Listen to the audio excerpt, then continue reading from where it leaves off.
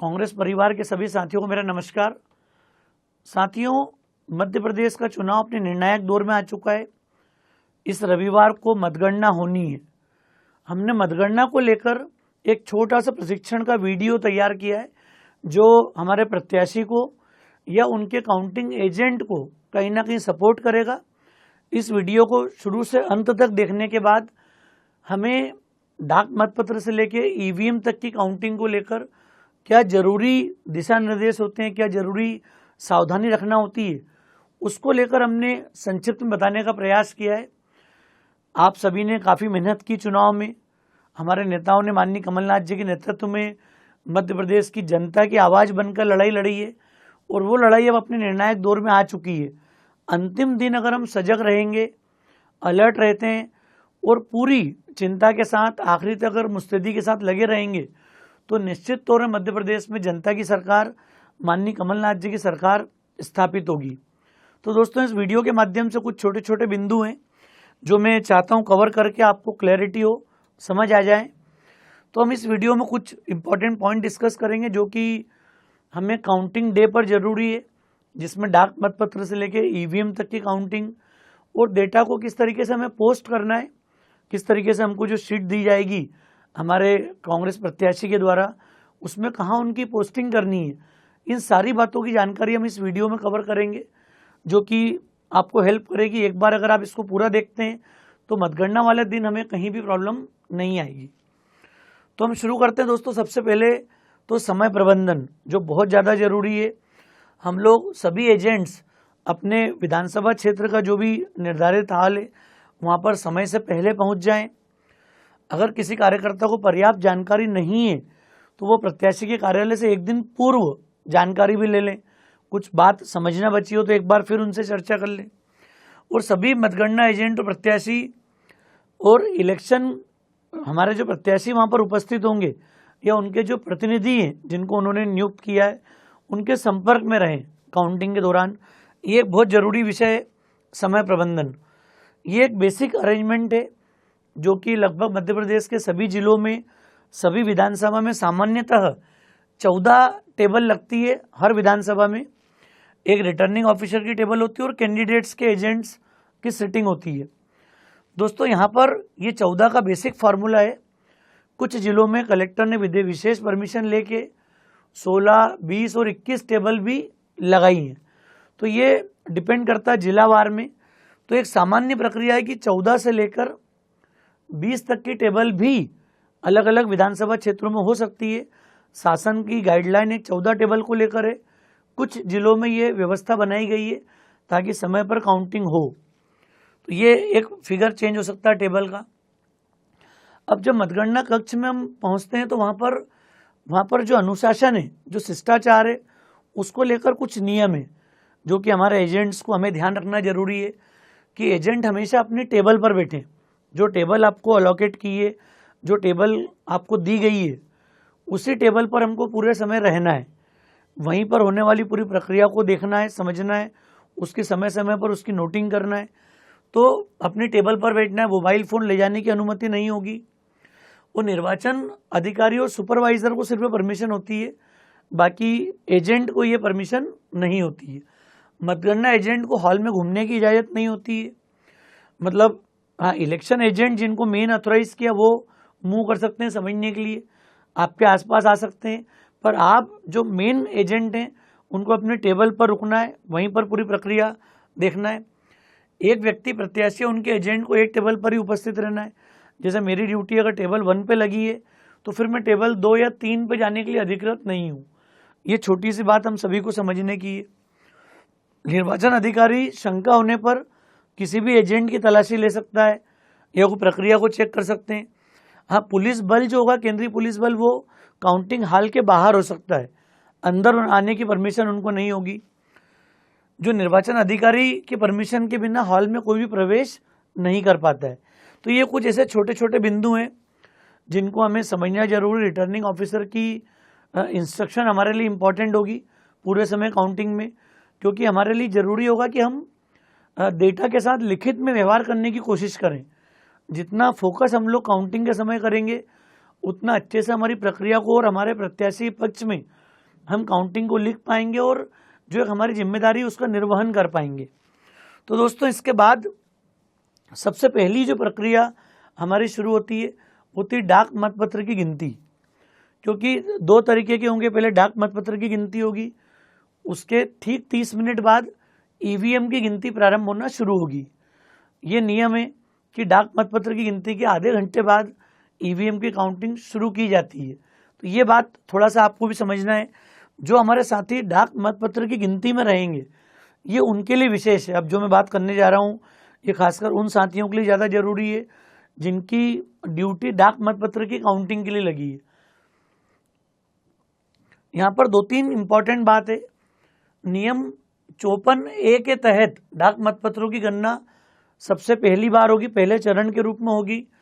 यहाँ पर यह काम ईवीएम के पहले सामान्यतः पूरा किया जाता है, पर जहाँ पर डाक मतपत्र ज़्यादा संख्या में वहाँ पर डाक मतपत्र की काउंटिंग चलती रहेगी।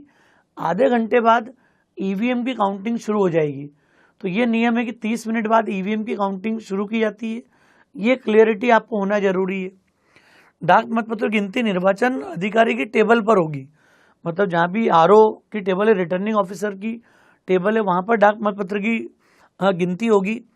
और आरओ को सहयोग करने के लिए वहाँ पर जो असिस्टेंट रिटर्निंग ऑफिसर की नियुक्ति की जाती है, जो इस प्रक्रिया को अंजाम देते हैं, जो इस प्रक्रिया को पूरा फिनिश करते हैं। अब गिनती शुरू होने के लिए निर्धारित समय से पहले प्राप्त सभी डाक मतपत्रों को वहाँ पर लाया जाएगा। मतलब बीच में एक बार सारे डाक मतपत्र आपके सामने आ जाए। सबसे बड़ी बात यह है कि जो भी डाक मतपत्र निर्धारित समय के बाद आएंगे, फॉर्म 13C के लिफाफे नहीं खोले जाएंगे। अगर एक बार डाक मतपत्र की काउंटिंग शुरू हो गई है तो फॉर्म 30C के लिफाफे नहीं खोले जाएंगे। उसके बाद अगर वो समय पे आ गए तो वो काउंटिंग में लिए जाएंगे। उन्हें अस्वीकार किया जाता है और उस पर विवरण अंकित करके सीलबंद पैकेट में अलग रखा जाता है। फिर वो बाद की प्रक्रिया में हमारे प्रत्याशी और उनके जो भी निर्धारित एजेंट और प्रतिनिधि होंगे वो आपको आगे गाइडलाइन उस विषय में दे सकते हैं। वहाँ पर डाक मतपत्र की गणना में 2 इंपॉर्टेंट बातें यहाँ पर। ये 2 तरह के होते हैं कि इलेक्ट्रॉनिक तरीके से प्रेषित किए गए डाक मतपत्र हैं और दूसरे सामान्य डाक मतपत्र जिनको पोस्टल बैलेट या नॉर्मल डाक मतपत्र बोलते हैं हम लोग। तो ये 2 तरीके के होते हैं। दोनों ही डाक मतपत्र की गणना एक ही तरीके से होती है।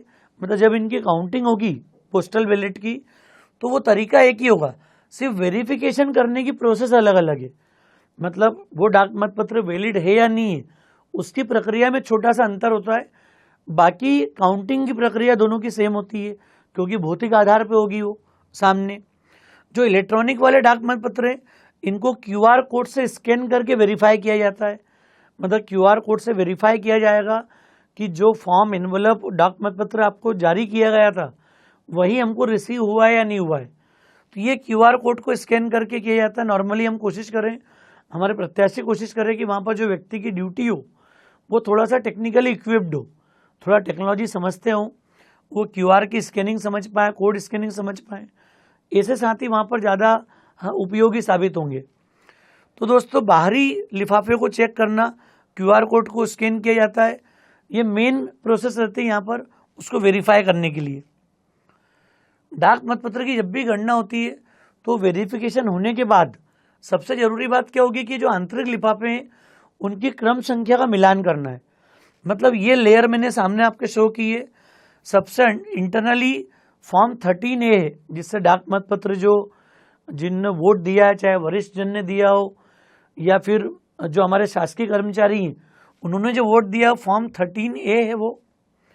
उसके ऊपर एक इंटरनल एनवलप होता है जो फॉर्म 13B है, ये उसमें कवर्ड है। ये मैप्ड होती है दोनों, इनके नंबर भी डिसाइडेड होते हैं। और इसके बाद एक बाहरी लिफाफा होता है जो फॉर्म 13C है। ये लेयर आपको मिलेगी हमेशा डाक मतपत्र के साथ में। ये बहुत इंपॉर्टेंट है समझना, इसको देख लें आप प्रॉपर तरीके से कि ये लेयर आपको वहाँ पर दिखेगी जब भी डाक मतपत्र काउंटिंग के लिए आपके साथ आते हैं। और हमें क्या करना है, लिफाफे में 13A में दी गई क्रम संख्या का मिलान करना है। मतलब लिफाफे में जो पोस्टल बैलेट का जो नंबर है वो नंबर दोनों में दिया रहता है क्योंकि जब इशू किया जाता है तभी वो नंबर दोनों तरफ एक जैसा होता है। तो वही बैलेट आपको रिसीव हुआ है काउंटिंग के समय, इसको सुनिश्चित हमें करना रहता है यहाँ पर। अब जब डाक मतपत्र की गिनती शुरू होगी तो 2-3 बिंदु जरूरी हैं। सबसे पहले वैलिड डाक मतपत्र गिनेंगे, जो डाक मतपत्र वैलिड काउंट होंगे उनकी गिनती होगी, और हमारे प्रत्याशी को जो वोट मिले उनके पक्ष में उसकी काउंटिंग होगी। हालांकि हमको दोनों के बारे में जानकारी रखना है कि हमारे जो विपक्षी पार्टी के या जो प्रमुख उम्मीदवार हैं चुनावी मैदान में, उनकी काउंटिंग को भी आपको दिमाग में रखना है।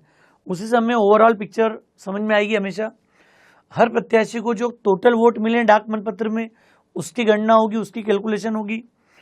फिर इसको सावधानीपूर्वक फॉर्म 20 में भरा जाएगा। ये फॉर्म 20 वो शीट है जहां पर ईवीएम की भी काउंटिंग जब आएगी बूथ वाइज तो आखिरी में वो फॉर्म 20 में पोस्ट होगी। फॉर्म 17C से काउंटिंग जब आएगी तो फॉर्म 20 के अंदर उसकी रिजल्ट शीट में ये सारी एंट्री होगी। तो जब भी हमें हमारे प्रत्याशी को टोटल जितने भी डाक मतपत्र में वोट मिले, हमारे विपक्षी पार्टी के लोगों को जो मिले, उसकी काउंटिंग आपको फॉर्म 20 में बिल्कुल प्रिकॉशन के साथ एंट्री करनी, रखना है, समझना है। और डाक मतपत्र की गणना राउंड की रिजल्ट की घोषणा सभी प्रत्याशियों के लिए एक साथ होगी। मतलब अगर हमारे यहाँ 8 या 10 प्रत्याशी हैं तो डाक मतपत्र मान लिया 2000 मतपत्र मान लिया डले, तो वो सभी प्रत्याशी को किसको कितने प्राप्त हुए एक साथ सभी की घोषणा की जाएगी। यहाँ पर सभी वैध मतलब वैलिड और इनवैलिड जितने भी हमारे डाक मतपत्र हैं उनको अलग अलग बंडल बना के सील किया जाएगा। मतलब वैलिड का अलग बंडल होगा, इनवैलिड का बंडल अलग बन जाएगा, और विधानसभा का नाम, उसकी तारीख, सारी जानकारियां उस पर लिखने के बाद उसको अलग रख दिया जाएगा। मतलब काउंटिंग होने के बाद वैध भी मतलब वैलिड भी और इनवैलिड भी दोनों तरह के डाक मतपत्रों को अलग अलग रख के उनको सील पैक करके रखा जाएगा। ये मेन हमारी काउंटिंग की प्रक्रिया होगी समझने की। एक जरूरी बात हमें समझना है कि डाक मतपत्र किन परिस्थितियों में निरस्त होता है। सबसे पहले तो यदि कोई वोट दिया गया नहीं हो, आपको खाली डाक मतपत्र दिख रहा हो और किसी भी मतदाता ने उसमें सील नहीं लगाई कि मतलब किस उम्मीदवार को देना है वोट, ये डिसाइड नहीं है, तो ये निरस्त होगा वोट। एक से ज़्यादा प्रत्याशी को अगर वोट दे दिया गया है तो भी वो निरस्त की कैटेगरी में जाएगा। यदि मतपत्र जाली हो या छत विक्षत हो, फटा हो, कटा हुआ मतपत्र हो, तो भी वो रिजेक्शन की कैटेगरी में जाएगा उस केस में। या फिर डाक मतपत्र के साथ जो कवर बी जो 13B अगर प्राप्त नहीं हुआ है तो भी वो रिजेक्शन में जाएगा, क्योंकि डाक मतपत्र 13B से उसके नंबर को मैच करता है, उसके बाद उसकी वैलिडिटी तय होती है। यहाँ पर इसके बाद मतपत्र में दिए गए वोट के विषय में अगर आपको शंका है कि किस प्रत्याशी को मिला है, आपको यहाँ थोड़ी सी सावधानी रखना है कि वोट हम थोड़ा सा मतलब यहाँ पर इस बात की सावधानी देख सकते हैं कि ये एक्चुअल में किस प्रत्याशी को लेके जा रहा है, तो उसके अनुसार हम वहाँ पर निर्णय ले सकते हैं अपना। वोटर की लिखावट को लेके या ऐसा कुछ मतलब आपको अंदेशा दिख रहा हो कि उससे किसी मतदाता की पहचान हो सकती है तो भी वोट निरस्ती की कैटेगरी में जाता है। तो ये कुछ बेसिक बिंदु हैं जो बताते हैं कि डाक मतपत्र किन परिस्थिति में निरस्त हो सकता है। अब हम बात करेंगे ईवीएम से काउंटिंग को लेकर, जो कि बहुत ज़्यादा जरूरी है, क्योंकि डाक मतपत्र के लिए तो 2 या 3 हमारे जो प्रतिनिधि होंगे वही इस काम को कर लेंगे। अधिकांश जो हमारे मतगणना एजेंट हैं उनका ईवीएम की टेबल के साथ काउंटिंग में उनकी ड्यूटी रहेगी, वहाँ पर उनकी मौजूदगी रहेगी, तो उन्हें बहुत ज़्यादा प्रिकॉशन यहाँ पर रखना होगी। अब हम बात करेंगे कि ईवीएम के साथ जो वोटिंग हुई है, ईवीएम में जो वोट दर्ज हैं उनकी काउंटिंग किस तरीके से होती है। सबसे पहले एक फ़ोटो आपके सामने अभी है जो बताता है कि ये जो राइट में मुझे दिख रहा है ये ईवीएम जहाँ पर हमने वोटिंग की थी, ये वो बैलेट यूनिट है पूरी, जो काउंटिंग के दौरान आपके सामने नहीं आएगी। आपके सामने ये कंट्रोल यूनिट आएगी। कंट्रोल यूनिट आपके सामने काउंटिंग के लिए लाई जाएगी। तो जिसमें वोट डला है ये मशीन आपके सामने नहीं आएगी। जो कंट्रोल यूनिट है जिसमें वोट स्टोर हुआ है, जिसकी मेमोरी में वोट स्टोर हुआ है, ये मशीन आपके पास काउंटिंग के लिए आपके टेबल के सामने लाई जाएगी। अब ये मैंने राउंड 1 में एक 14 के हिसाब से लिखा है कि राउंड 1 में बूथ वाइज 14 बूथ की हो गई, कहीं 16 या 18 अगर टेबल लगेगी तो 16 या 18 बूथ की एक साथ ईवीएम आएगी पहली बार में, जिसको राउंड 1 बोल रहे हैं हम यहाँ पर। वैसे ही जब राउंड 2 होगा तो उसके आगे के बूथ की काउंटिंग की टेबल आ जाएगी। अगर मैं 14 के एग्जाम्पल से बात करूँ यहाँ पर, तो पहले राउंड में 14 बूथ का डेटा ईवीएम आ गई हमारे पास। फिर राउंड 2 में अगली 14 बूथ की ईवीएम आ गई। इससे हमारे राउंड वाइज कैलकुलेशन आएगी कि राउंड वाइज हमारे प्रत्याशी की स्थिति क्या है उस विधानसभा में। तो ये एक बेसिक सैंपल है समझने के लिए। ये मैं बार बार आपको नोट कर रहा हूँ, सामान्य में 14 है, लेकिन आप ये तय कर लेंगे कि प्रत्याशी को जानकारी दी है जिला निर्वाचन अधिकारी के द्वारा कि वहाँ पर इस अरेंजमेंट को अगर उन्होंने बदला है तो 16, 18, 20 टेबल अगर लगाई गई हैं तो वो उसकी सूचना आपके संबंधित प्रत्याशी को मिली है यहाँ पर। अब सबसे पहली जरूरी बात, ईवीएम जिस बॉक्स में हमारे सामने आती है, इस बॉक्स में सबसे पहले तो हम ये चेक कर लें कि उसकी सील प्रॉपर लगी कि नहीं। मतलब ये जो सील कवर्ड है जिसमें हमारी ईवीएम सुरक्षित है वोटिंग के बाद, ये प्रॉपर सील बंद है कि नहीं है, इसकी सील को चेक कर लें कि वो सुरक्षित है कि नहीं। यदि सील टूटी हुई है तो तुरंत अधिकारी को जानकारी दें, हमारे प्रत्याशी को या उनके प्रतिनिधि को आप तुरंत जानकारी दें इस बात की, अगर हमारी सील कहीं ना कहीं ब्रेक हुई है तो। दूसरी बात, ये आपकी कंट्रोल यूनिट है जो उस बॉक्स में से निकलेगी अभी, और इसमें भी आपको 2 सील दिख रही है यहाँ पर लगी हुई। यहाँ पे ये जरूर ध्यान रखना है कि वोटिंग जो मशीन है, जो कंट्रोल यूनिट है हमारे पास, इसकी पोलिंग एजेंट को जो फॉर्म 17C मिलता है, तो जिस दिन वोटिंग डली होगी तो हर बूथ पे हमारे एजेंट को फॉर्म 17C साइन करके दिया जाता है वहाँ पर प्रिसाइडिंग ऑफिसर के द्वारा।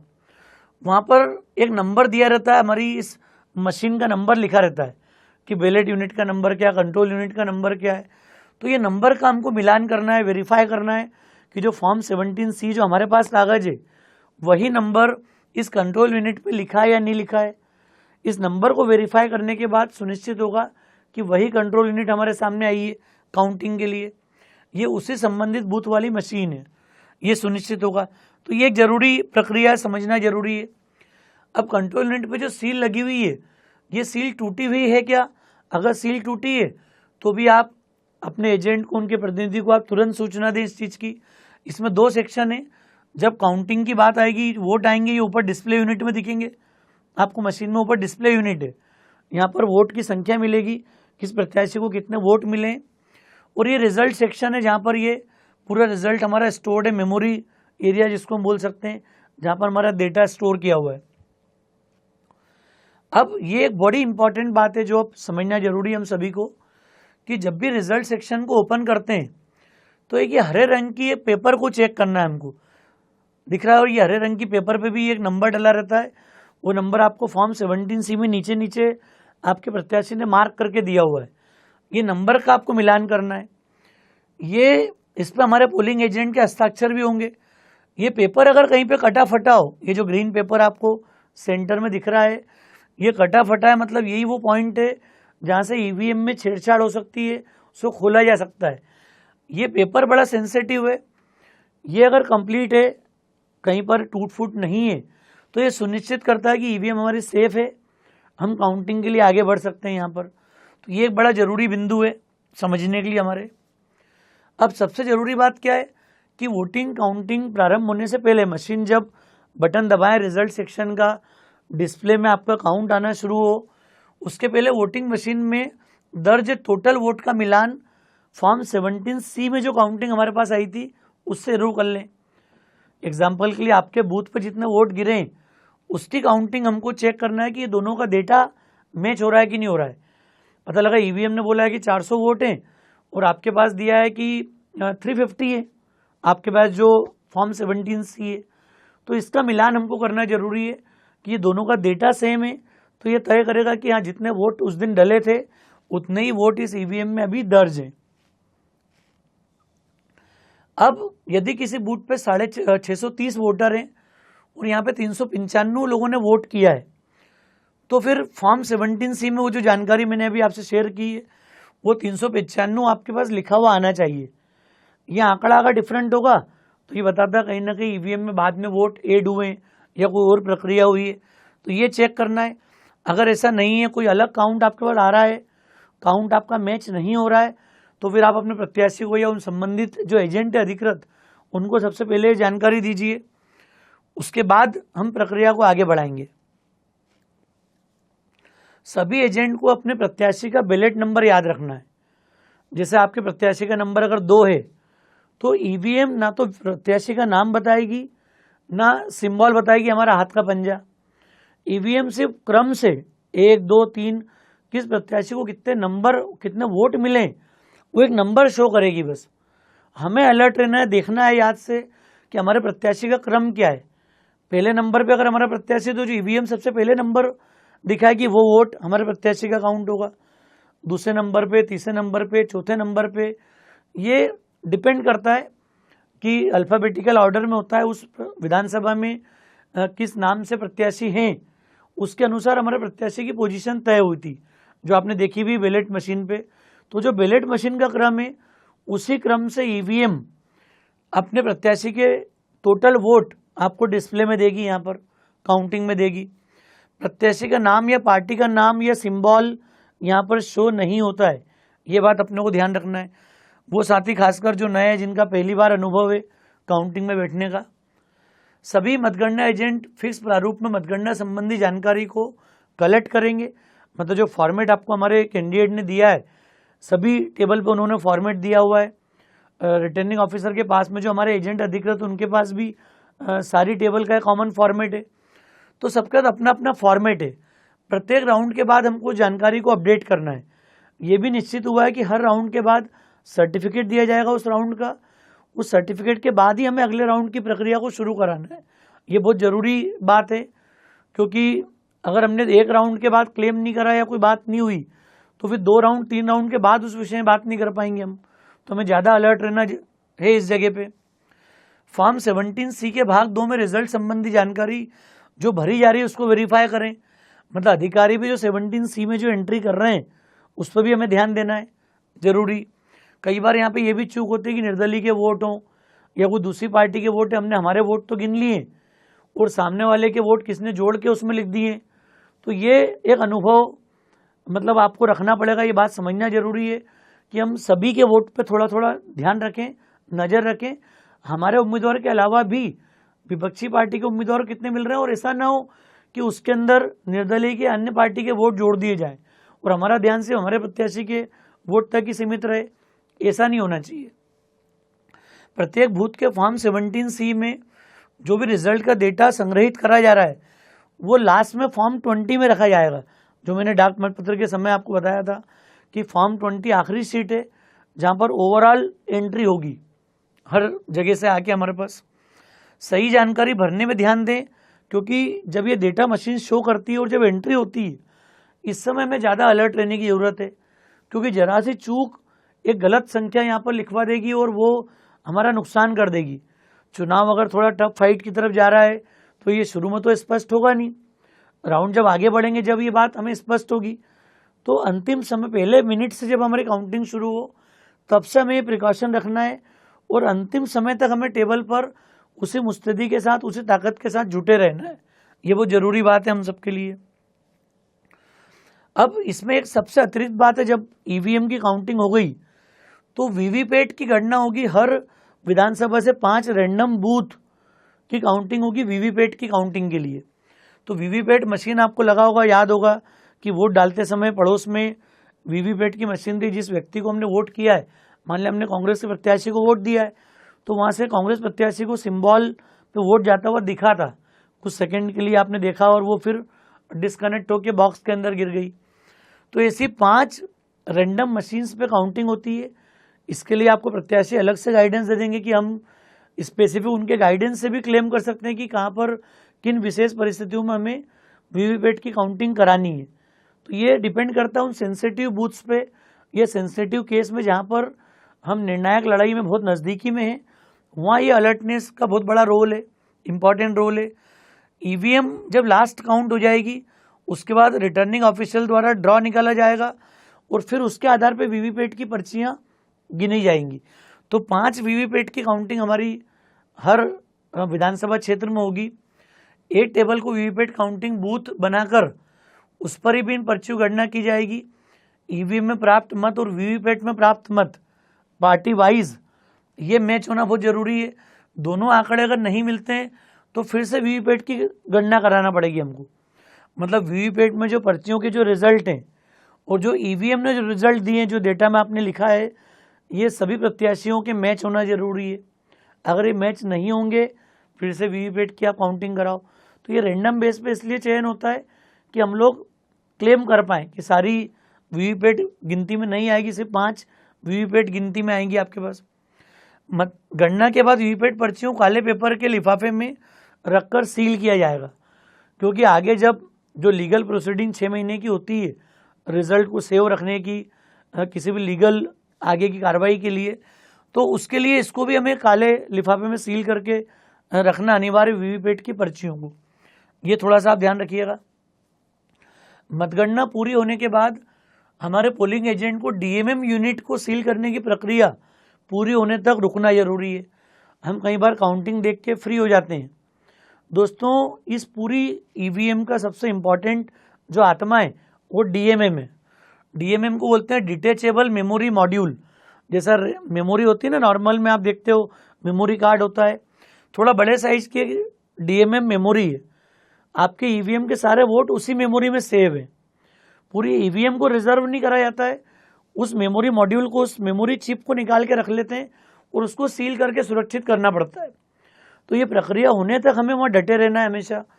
तो डीएमएम यूनिट हर वोटिंग मशीन में लगा हुआ है। मेमोरी कार्ड जैसा डिवाइस है जिसे हम डिटेचेबल मेमोरी मॉड्यूल कहते हैं। इसमें वोटिंग का पूरा डेटा सेव रहता है। हमें जब आगे सुरक्षित करने की बात आएगी तो उसी को हम सेव करते हैं। ये जो हिस्सा ऊपर वाला दिख रहा है आपको डिस्प्ले के नीचे, यहाँ पर डीएमएम यूनिट लगी रहती है। तो हमारे एजेंट को इसको ओपन करने के पहले इसकी भी सील चेक कर लें कि इसके साथ कोई छेड़छाड़ तो नहीं हुई है। ये मेमोरी यूनिट आपको दिखेगी लगी हुई। जब खोलेंगे बॉक्स को, पुश करके इसको निकाला जाएगा। तो डीएमएम यूनिट को निकालने के बाद इसको बॉक्स में पैक किया जाएगा और उसको भी सील लगाना पड़ेगी, क्योंकि अगले 6 महीने तक ये सुरक्षित रहेगी।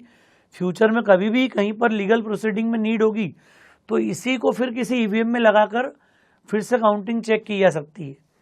तो ये डीएमएम को पैक करने की प्रोसेस, इसको आखिरी में आपको पैक करा के ही क्लियर होना है। हमारे सारे एजेंट को ये बात सुनिश्चित करना जरूरी है। अपनी टेबल उसके बाद छोड़ेंगे, उसके पहले नहीं छोड़ेंगे हम। तो दोस्तों, शुभकामनाएं सभी हमारे प्रत्याशियों को, सभी नेतागण को। हम पूरी ईमानदारी, पूरी ताकत से डटे रहें। ये बड़ा इम्पोर्टेंट समय है।